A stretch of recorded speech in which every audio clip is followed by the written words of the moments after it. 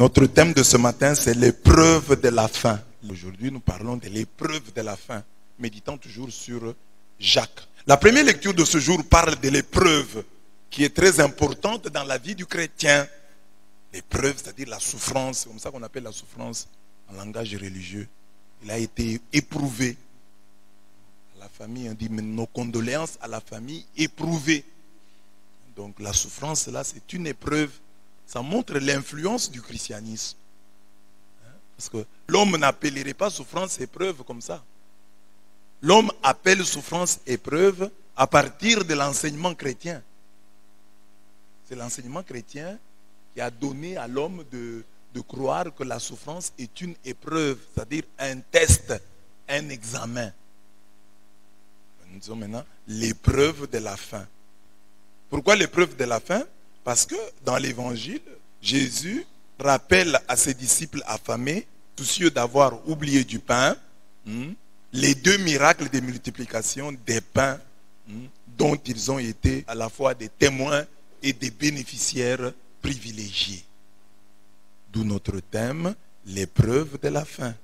La première lecture parle de l'épreuve qui est importante dans la vie d'un chrétien.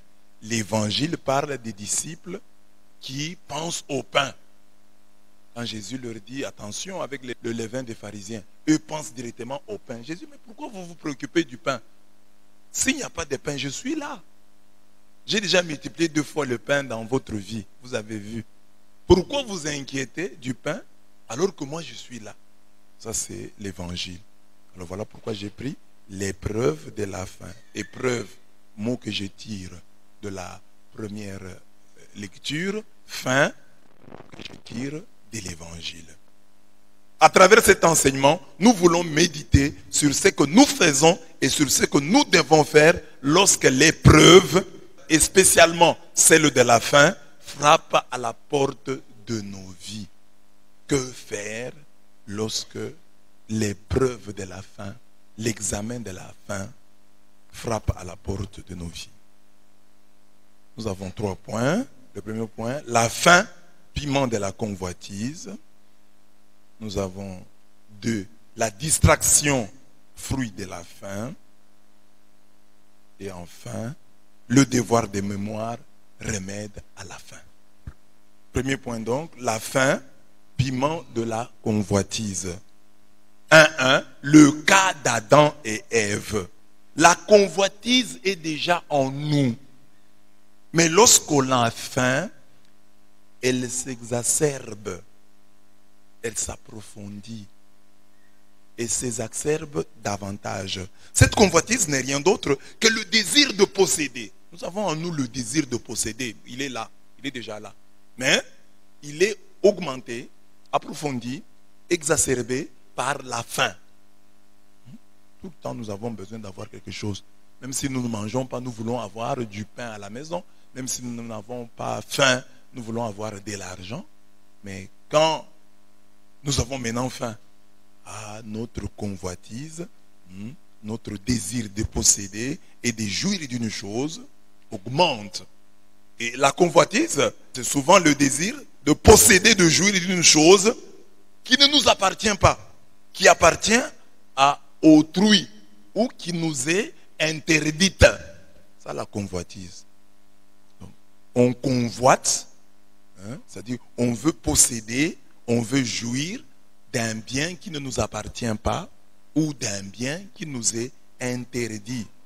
Quelle que soit la nature de notre faim, elle nous donne envie du fruit défendu. Comme à cas d'Adam et Ève. Manger de tous les arbres sauf celui-ci. Ah, mais pourquoi sauf celui-ci? On va manger. Convoitise. Cette convoitise nous attire et nous induit en erreur. Ensuite, elle devient mère et met au monde le péché. Le péché grandit, mûrit et la mort est son fruit. J'ai vu même l'extrait d'une pièce de théâtre où le diable est accusé. On accuse le diable, on dit le diable, toi tu fais tomber les gens. Le diable dit non, moi je ne fais pas tomber les gens. Prenons la Bible. Le diable, il dit, c'est la Bible qui dit, chacun est tenté par sa propre convoitise, qui l'entraîne et le séduit. Puis la convoitise conçoit et enfante le péché. Et le péché arrivé à son terme engendre la mort. Où est ma part ici? Le diable demande, où est ma part? On dit, chacun est tenté par sa propre convoitise, qui l'entraîne et le séduit. Puis la convoitise conçoit et enfante le péché. Et le péché, arrivé à son terme, engendre la mort. Ça, c'est une pièce de théâtre, peut-être pour rire, mais il y a un enseignement fondamental. Que oui, le diable, c'est comme l'escroc. L'escroc joue avec notre convoitise. Il vient, il te fait miroiter un bonheur facile. Il te dit, bon, tu peux gagner de l'argent facile, voilà. Toi aussi tu aimes ça. Mais il va profiter maintenant, il va t'avoir. C'est pas que, si tu n'avais pas de convoitise, il ne t'aurait pas, tu aurais dit, non, moi je n'aime pas l'argent facile. Mais comme tu aimes l'argent facile, l'escroc profite. Les gens aiment l'argent facile. Tu donnes 10 000 francs, on te donne 50 000. Oh, comme ça, je vais donner. Convoitise. Donc le diable a joué avec ta convoitise. C'est-à-dire l'escroc se fonde sur notre convoitise. Donc la convoitise est déjà en nous. C'est sur elle que le diable vient bâtir. Et notre chute et notre mort. Nous connaissons les ravages de cette convoitise dans la vie de nos premiers parents, dans la vie d'Adam et Ève. La Bible note que dans leur chute, tout est parti de la convoitise. Tentée, Ève vit que l'arbre était bon à manger et séduisant à voir, et qu'il était cet arbre désirable pour acquérir le discernement. Donc c'est Ève qui vit. Elle prit de son fruit et mangea. Elle en donna aussi à son mari qui était avec elle, et il mangea. Alors leurs yeux à tous deux s'ouvrirent et ils connurent qu'ils étaient nus.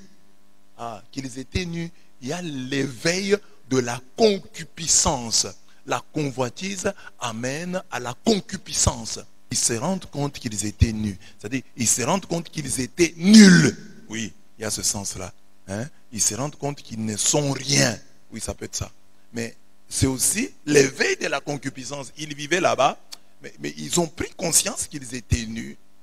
Il y a comme l'approfondissement et la désorganisation de la libido. La libido qui, sans ce péché, pouvait être bien canalisée, mais avec cette désobéissance, ils ont comme ouvert les vannes de la libido, du désir sexuel. Parce qu'on dit, tous ces temps ici, ils ne se rendaient pas compte qu'ils étaient nus, mais ils se rendent compte tout d'un coup. Ouais, par exemple, l'enfant, quand il est tout petit, il ne se rend pas compte qu'il est nu. Il peut se déshabiller en public, ça ne fait rien. Mais il y a un âge où une personne prend conscience. C'est-à-dire, c'est l'éveil de la concupiscence. Il y a déjà l'éveil de la concupiscence avec ce que cela peut entraîner déjà comme honte. Ça, c'est positif. Il y a aussi d'autres choses que cela va entraîner. Convaincue par Satan, Ève eut une forte envie de manger de ce fruit défendu.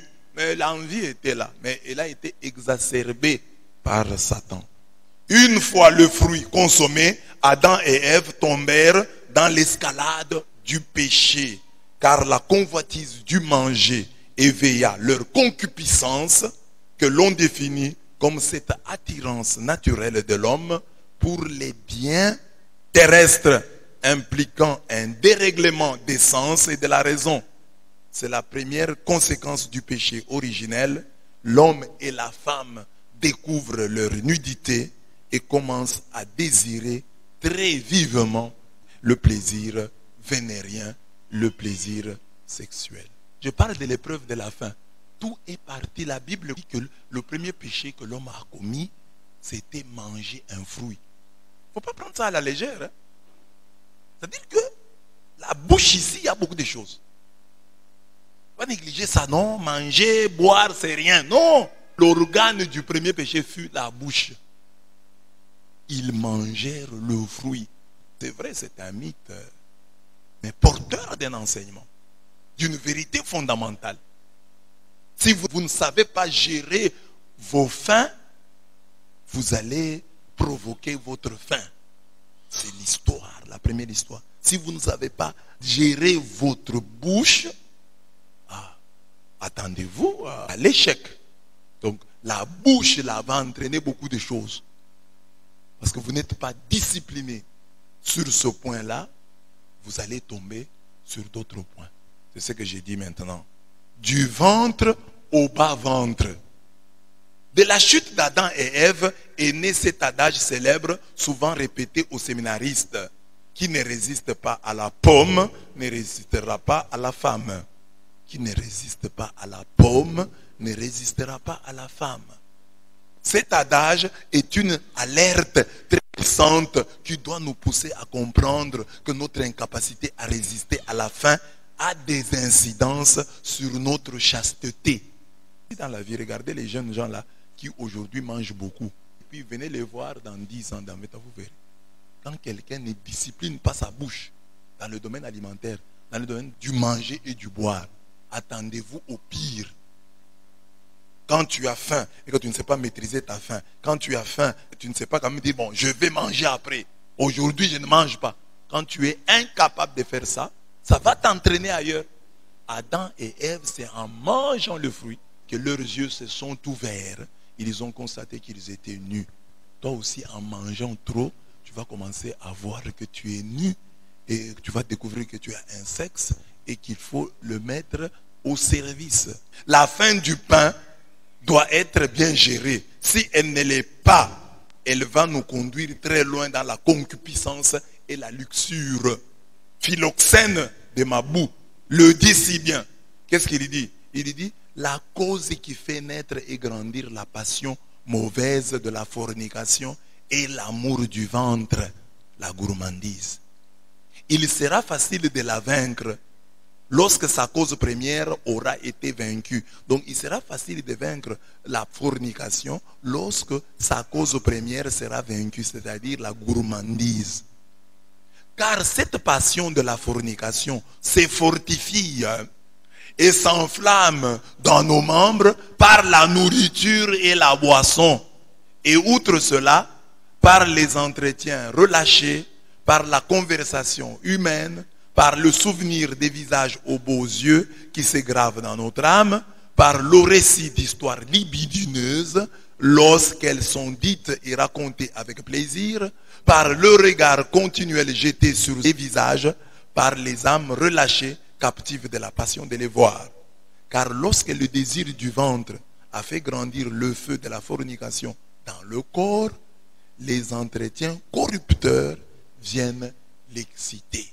On dit, quand le désir du ventre, donc la faim, le désir du ventre a fait grandir le feu de la fornication dans le corps, les entretiens corrupteurs viennent l'exciter. Donc les causeries qui ont toujours trait au sexe viennent exciter ce désir. On dit, lorsqu'elles sont dites et racontées avec plaisir. Donc deux papas se racontent là, ils commencent à parler des filles, des mamans, de leur quartier, de leur paroisse, avec plaisir, parlant de causeries libidineuses. Ça va encore exciter davantage la concupiscence, le désir charnel. On le voit, nos fins déterminent notre fin. Qui ne refuse rien au ventre doit s'attendre à la révolte du bas-ventre. Qui ne refuse rien au ventre doit s'attendre à la révolte du bas-ventre. Nos fins déterminent notre fin. Quand tu ne sais pas gérer tes soifs et tes faim, attends-toi à finir mal. Qui ne résiste pas à la pomme ne résistera pas à la femme. La femme qui ne résiste pas à la pomme ne résistera pas à l'homme.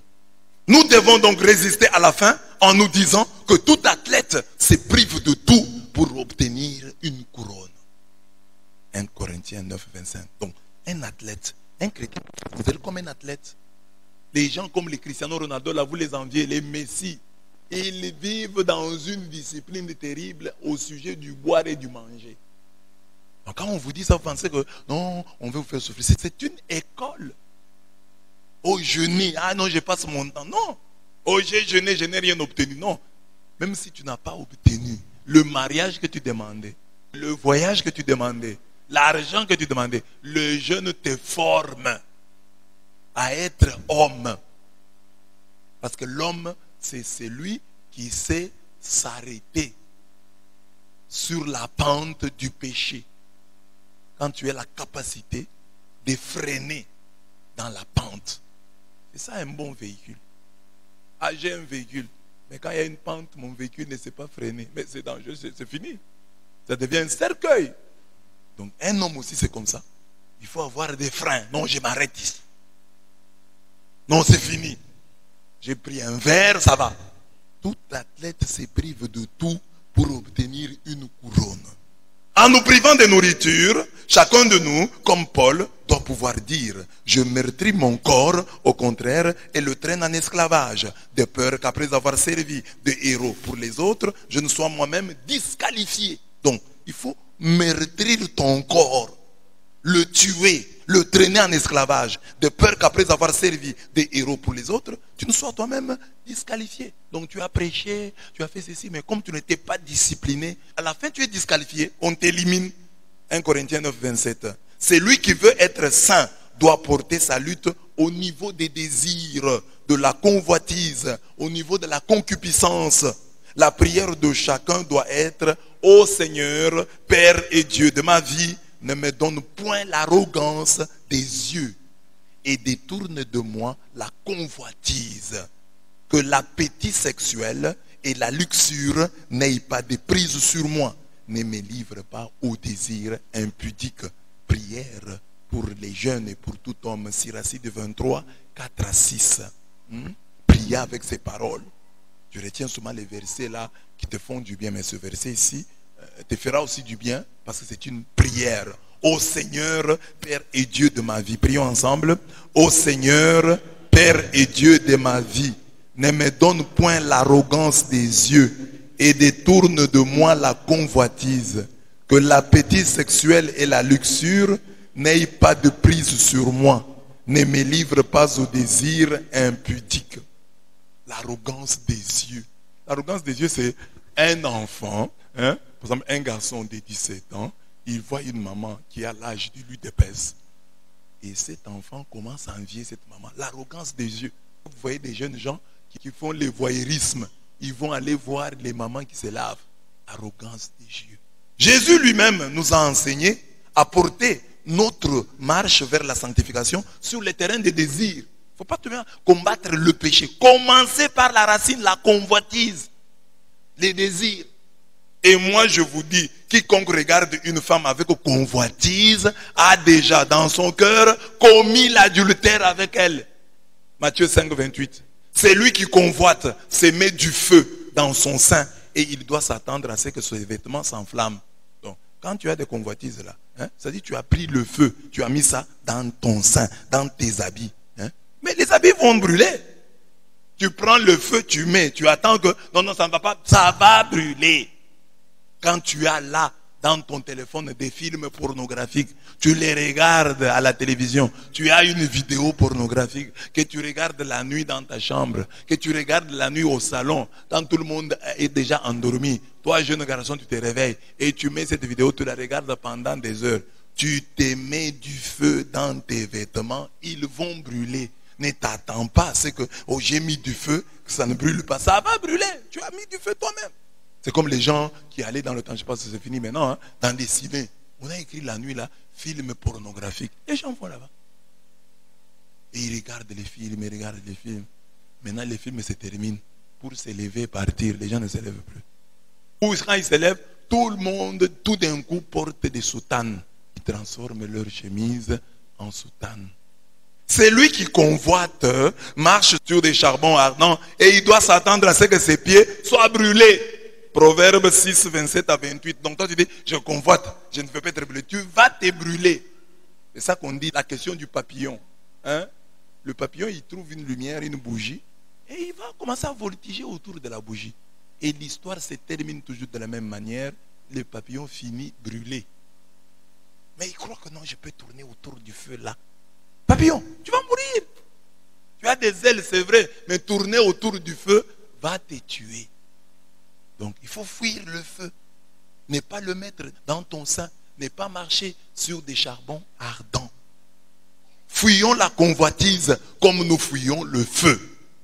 Il y a des gens ici qui ont peur du courant. Si vous lui dites enlevez l'ampoule, non. Prenez. Non, je ne peux pas faire ça. Mais quand il s'agit de la convoitise, nous la laissons grandir en nous. Pour y arriver, mangeons pour vivre et ne vivons pas pour manger.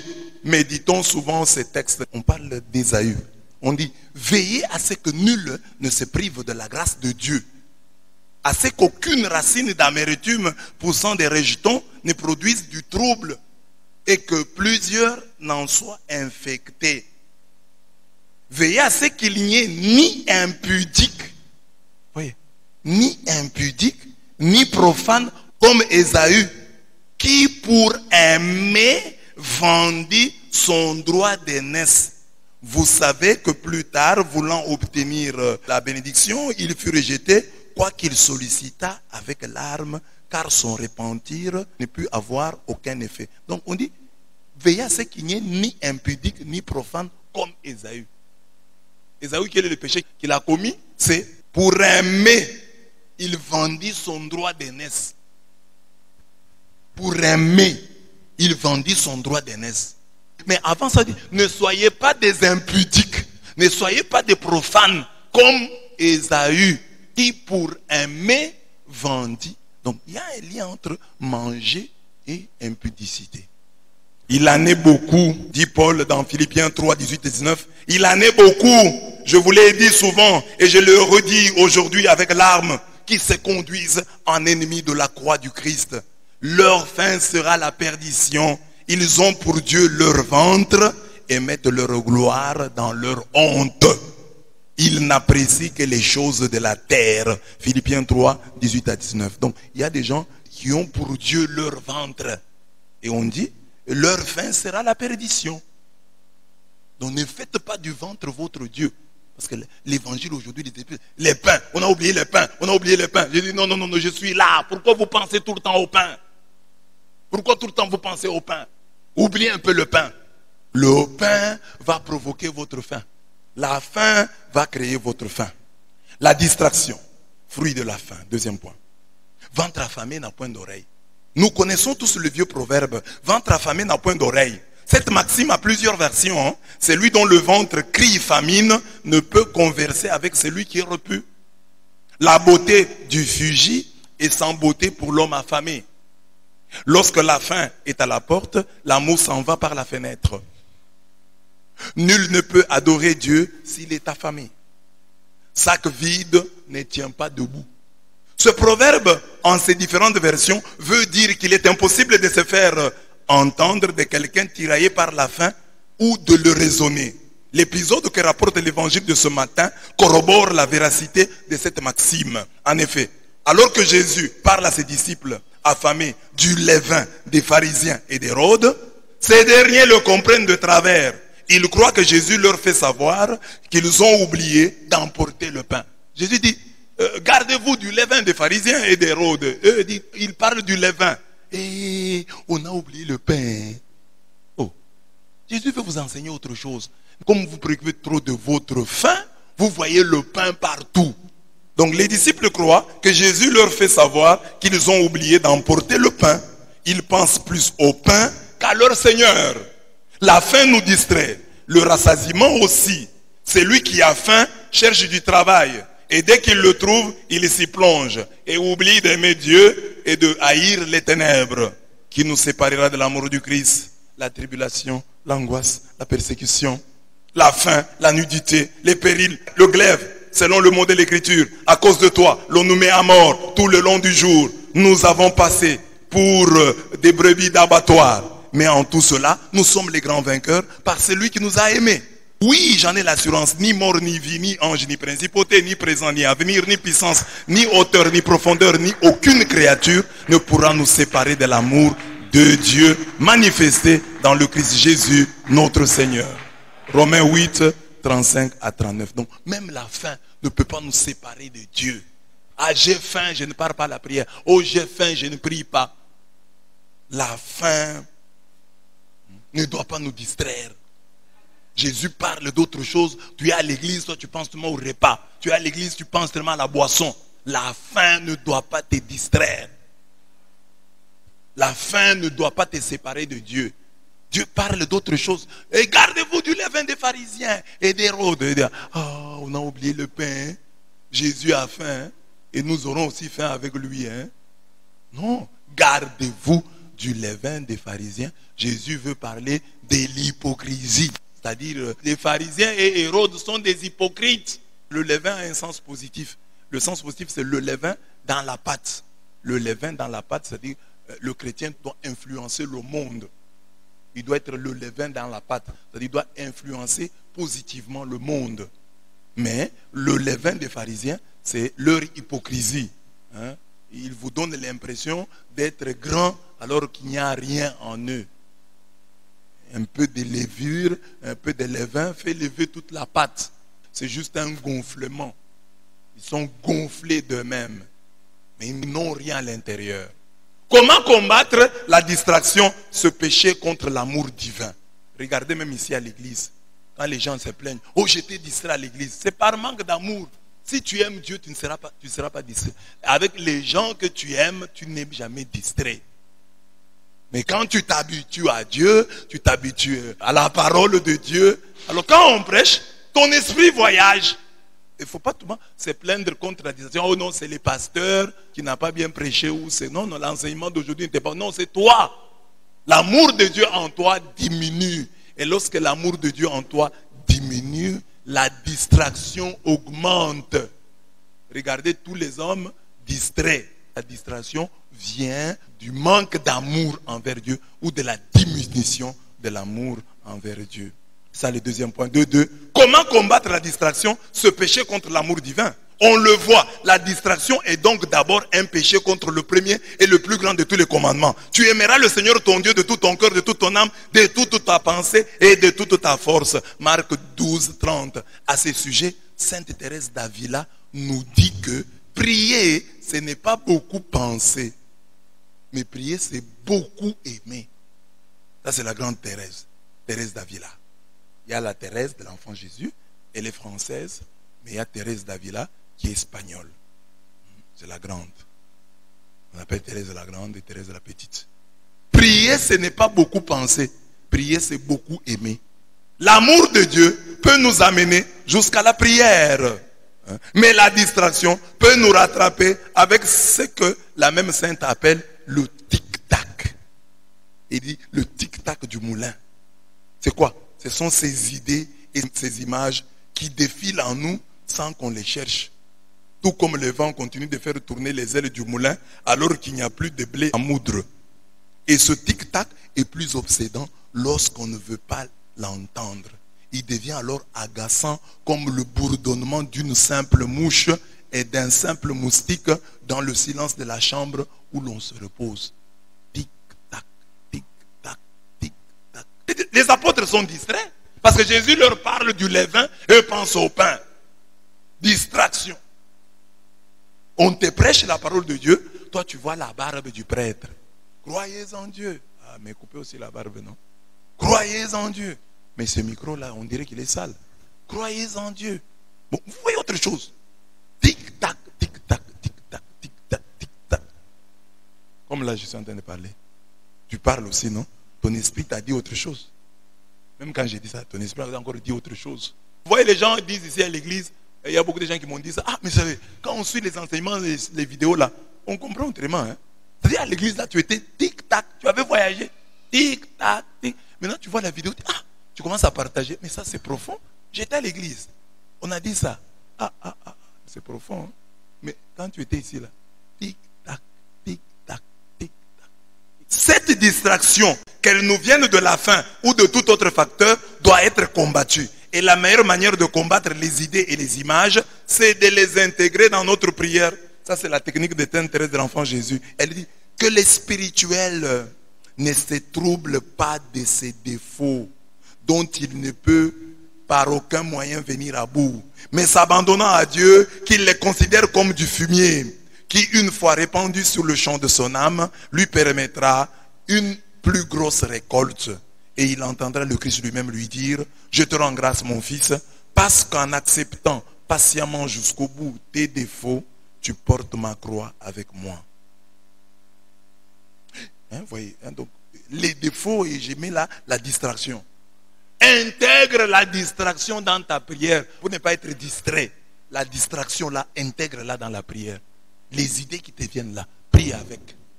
Oh, aujourd'hui, j'ai pensé à Mbala Biscotte. Ah Seigneur, là où il est, garde-le. Le diable va te craindre et dire, cet homme, je lui amène des idées, il les transforme en prière.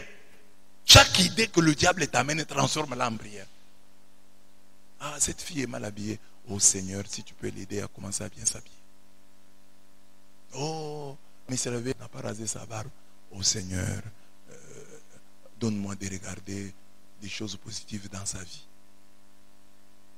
Au lieu de regarder la barbe. Donc, il y a moyen toujours, malgré des distractions, de prier. Alors, si les distractions commencent à te faire prier, le diable va te fuir et dire, ah, celui-ci, je lui amène des distractions, il les transforme en sujet de prière. Alors, je les laisse alors. À cause des distractions que je lui amène, il a prié davantage aujourd'hui. Mais quand chaque distraction te perd, tu sors de la prière. Alors, transforme toutes les distractions en intention de prière. Et au lieu de nous empêcher de prier, ces idées, ces images doivent nous jeter dans les bras du bon Dieu. La fin, à travers la recherche de voies et moyens pour l'éradiquer, est à la base de notre distraction spirituelle. Le diable nous distrait pour nous faire davantage mal. Il nous plonge dans la nuit et le sommeil spirituel afin de venir s'aimer livré en nos vies. C'est le lieu de reprendre ces textes devenus classiques. Revêtez-vous de l'armure de Dieu afin de pouvoir résister aux embûches du diable. Car nous n'avons pas à lutter contre la chair et le sang, mais contre les princes, contre les puissances, contre les dominateurs de ce monde des ténèbres, contre des esprits mauvais répandus dans l'air. On dit dans les lieux célestes. Éphésiens 6, 11 à 12. Le Christ connaissait la faim, mais il décida d'observer 40 jours de jeûne. Mais notons que c'est l'esprit qui l'amène au désert pour être tenté par Satan. Alors Jésus fut amené au désert par l'esprit pour être tenté par le diable. Il jeûna durant 40 jours et 40 nuits, après quoi il eut faim. Matthieu 4, 1 à 2. Pour vaincre Satan, il jeûne. Pour l'écrouler, Satan commence par les tentations ventrales. Si tu es fils de Dieu, dis que ces pierres deviennent des pains. Donc le diable même pour tenter Jésus. Jésus qui sait que pour vaincre Satan, je dois jeûner. Satan aussi sait que pour écrouler Jésus, je dois lui amener des tentations ventrales, des tentations alimentaires. Si tu es fils de Dieu, dis que ces pierres deviennent des pains. Donc le diable sait que dans le pain, il y a un problème. Nous tous ici, c'est ça le problème. Pourquoi tu fais ça? Oh, les pains des enfants. Les papas qui reviennent chez eux la nuit. Papa, pourquoi tu reviens à 7 heures? J'étais parti chercher à manger pour mes enfants. Le repas nous distrait. La faim nous distrait. Toute notre vie, c'est pour manger. Papa, pourquoi tu montes et tu descends? Je cherche à manger. Je dois nourrir ma femme et mes enfants. Tu ne viens plus à la prière, mais je dois nourrir ma femme et mes enfants. Tu ne pries plus comme avant, mais je n'ai pas à manger. Or, Paul nous a dit là-bas, même la faim ne peut pas nous séparer de Dieu. Tu peux dire, ah, c'est pas la faim, c'est le travail. Oui, c'est le travail, mais qu'est-ce que tu cherches à travers le travail? C'est la nourriture, tu veux manger, résoudre tes problèmes. Et les grands problèmes, c'est le manger. C'est le problème que nous avons ici. Je dois manger, nouer les deux bouts du mois. Les disciples sont distraits par la faim. Ne sois pas distrait par la faim. La faim existe, qu'elle ne te sépare pas de Dieu. Tu dois manger, mais que cela ne te pousse pas à voler, que cela ne te pousse pas à te laisser corrompre. Oui, tu dois manger, mais n'exagère pas. Ne laisse pas le manger te perdre. Ne laisse pas le manger mettre ta vie en danger. Ne laisse pas le boire créer dans ta vie des déboires. Oh, parce que je dois boire. Je dois me retrouver avec des amis pour boire. Il y a des papas ici, à l'église, en termes d'offrande, ils offrent peu. On ne voit pas leurs dîmes, on ne voit pas leurs offrandes. Mais lorsqu'ils sont dans des débits de boissons, c'est eux les Saint-Nicolas. Les papas, il y a des papas ici, hein, si vous offrez à boire, il peut offrir aux gens, 3 personnes, 4 personnes, des casiers de bière. Hein? Buvez, il n'y a pas de problème. Mettons notre argent au service de Dieu. Le peu que nous avons là, contribuons pour la construction de l'église. Chacun peut toujours donner, même en dehors des contributions. Tu es parti quelque part là, on t'a donné $200. Mais tu peux dire, bon, je paye ma dîme, Mais je donne aussi 10 $ pour la construction. Mais ça va ajouter ça sur la construction. Et ça comme préoccupation. Le devoir de mémoire, remède à la faim. Dans l'évangile de ce jour, Jésus dit à ses disciples qui étaient affamés que les 2 multiplications de pain dont ils ont été à la fois témoins et bénéficiaires devraient les rassurer pour leur avenir en ce qui concerne le manger et le boire. J'ai déjà multiplié pour vous les pains. Pourquoi vous vous inquiétez? Oh, nous avons oublié le pain. C'est pourquoi Jésus parle du levain. Pourquoi vous pensez tout le temps au pain alors que vous avez vu, j'ai fait des preuves dans votre vie, je vous ai nourri. À 2 reprises, j'ai multiplié le pain. Première fois, 12 corbeilles remplies. Deuxième fois, 7 corbeilles. Il y a eu des restes. Je donne du pain avec des restes. Et aujourd'hui, moi je parle du levain et vous vous inquiétez du pain. Oh, on a oublié le pain. Mais même si on a oublié le pain, nous avons celui qui multiplie le pain. Nous avons celui qui appelle à l'existence ce qui n'existe pas. Si on a oublié le pain, il est là, il résoudra le problème. Oh, les levains, oh, on a oublié le pain. Voilà, vous avez oublié le pain. Vous avez oublié le pain. Maintenant, on va manger comment? Vous avez oublié le pain. On va manger comment? Nous avons faim. C'est depuis le matin, on n'a pas mangé. Les disciples de Jésus, qui l'ont vu multiplier le pain et qui se plaignent du fait qu'ils ont oublié le pain, ils commencent à s'attaquer. Tout ça c'est toi Judas, tout ça c'est toi Judas. Hein? Vous laissez affamer comme ça, toute la journée on n'a pas mangé et maintenant vous avez oublié le pain. Maintenant on va faire quoi ici? Hein? On va faire quoi ici? C'est pas parce qu'on suit Jésus qu'on doit rester affamé. Jésus dit mais pourquoi vous vous inquiétez pour ça? Je suis là, non? J'ai multiplié le pain et il y a eu des restes. Je suis le Dieu qui multiplie le pain et il y a des restes. Et vous vous inquiétez. C'est ça que j'appelle devoir de mémoire, remède à la faim. Même si aujourd'hui tu manques, il y a un Dieu qui est déjà passé dans ta vie. Le passage de Dieu dans ta vie doit te revigorer, doit te donner la force. J'ai déjà vu la main de Dieu. J'ai déjà vu Dieu agir dans ma vie. Donc si j'ai faim aujourd'hui, le même Dieu là n'est pas mort. Le Dieu là qui avait agi autrefois est encore vivant. Il s'est glorifié, il se glorifiera.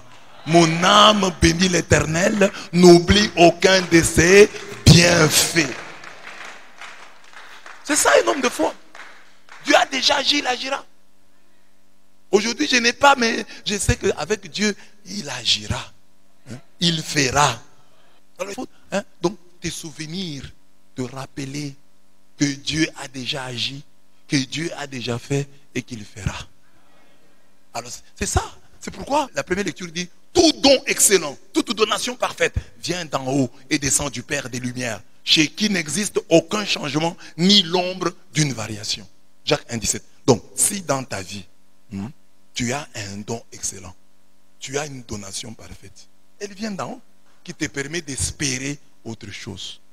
Ah, Dieu a déjà agi dans ma vie, il agira. Il a déjà multiplié le pain, il le multipliera encore. Tu as un don parfait, tu as une donation parfaite, tu as un don excellent. Ah, s'il y a un don excellent dans ta vie, tu peux dire, ah, j'ai une belle voix, je suis intelligent, j'ai ceci. Tout ce que tu as là porte en lui ton radieux avenir. Tout ce que tu as, utilise-le, dis seulement, Seigneur, en tout cas j'ai ça. J'ai ça. En tout cas, j'aurai ceci et cela parce que j'ai déjà ça. C'est ça que Dieu veut nous entendre dire. Dieu veut nous entendre dire ça. Le chrétien qui a réussi au test, à l'épreuve de la fin, c'est celui qui, même s'il supplie le Seigneur, même quand il supplie le Seigneur là, il le fait toujours avec action de grâce. N'entretenez aucun souci, mais en tout besoin, recourez à l'oraison et à la prière. Pénétré d'action de grâce. Même quand tu supplies que tes prières soient toujours pénétrées d'action de grâce. Je demande à quel Dieu? Je demande au Dieu qui m'a sauvé. Je demande au Dieu qui m'a donné les diplômes. Je demande au Dieu qui m'a déjà donné des enfants. C'est à toi Dieu. Je te demande à toi. Tu n'es pas un Dieu qui n'a jamais rien fait dans ma vie. Tu es le Dieu qui a déjà fait dans ma vie. C'est pourquoi j'ai dit le Dieu d'alliance. Chaque bienfait reçu de Dieu est une alliance qu'il conclut avec toi, c'est-à-dire un engagement à achever l'œuvre commencée en toi. Quand Dieu te donne, c'est l'assurance qu'il te donnera encore. C'est ça. il donne toujours avec accompagnement. Il ne donne pas et part. Ce n'est pas un geste sporadique, sans lendemain. Les dons de Dieu sont toujours remplis de lendemain, pleins d'avenir. Donc quand il fait ça, c'est-à-dire que c'est une fondation. Tous ces dons, tous les dons de Dieu sont des semences. C'est-à-dire quand il te donne cette voix, c'est une semence.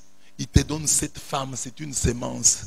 Il te donne ce mariage, c'est une semence. Il te donne le sacrement, c'est une semence. C'est-à-dire que ça doit croître. On ne va pas s'arrêter là. Ce que Dieu te donne, ce n'est pas du fer. L'alliance consiste à voir en chaque don de Dieu une semence. Dieu sème dans ta vie. Parce que ça, ce lutrin ici ne peut plus rapporter.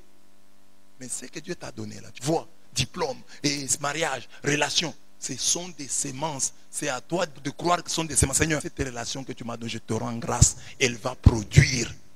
Ce travail que tu m'as donné, c'est une semence. Et ce travail va produire. Il fait comme Moïse à Réphidim, Exode 17, 1 à 16. Devant le nouveau défi qui consistait à battre les Amalécites, il leva les deux mains. La première tenait le bâton miraculeux d'Aaron et la deuxième était vide. Le bâton rappelait la sortie d'Égypte et la traversée de la mer Rouge. La main vide demandait la victoire sur Amalek. Une manière de dire au Seigneur que je ne te demande que parce que tu m'as déjà donné. C'est lui qui dans ses fins subit, se souvient des miracles passés, et celui qui dans ses fins choisit, prie vraiment, recevront du Seigneur la couronne impérissable promise aux amoureux de Dieu. Donc, mes bien-aimés, quand tu pries, fais comme Moïse à Réphidim. Il ne prie pas toutes les mains vides. Il prie d'une main, il tient le bâton et l'autre main est vide.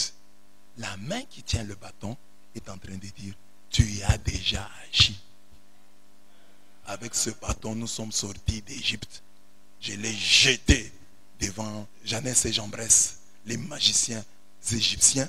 Il s'est transformé en serpent et mon serpent a mangé les serpents des magiciens égyptiens. Ce bâton, je l'ai tendu sur la mer Rouge. Il a ouvert le chemin. J'ai déjà quelque chose. J'ai une histoire avec toi. Et je sais que comme tu as mis quelque chose ici, tu mettras autre chose ici. C'est comme ça qu'il faut prier. Avec en main le bâton d'Aaron. Ne prie pas avec les mains vides. Prie toujours avec quelque chose dans une des mains. Cette main qui demande, mais cette main aussi qui reconnaît. Ne tends pas les deux mains à Dieu, les deux mains vides. Non. Dans cette main, le bâton. Te souvenant de l'histoire. Dans cette main aussi qui est vide, demandant maintenant la victoire. Mon histoire me donnera la victoire. Je suis devant Amalek, mais j'ai déjà fait des choses en Égypte. Donc ça, c'est ce que j'ai fait aux Égyptiens. Ça, c'est ce que je ferai aux Amalécites. Avec ça, j'ai déjà gagné, mais avec ça, je laisse, elle est encore libre pour frapper. J'ai déjà eu. Maintenant, ils sont là.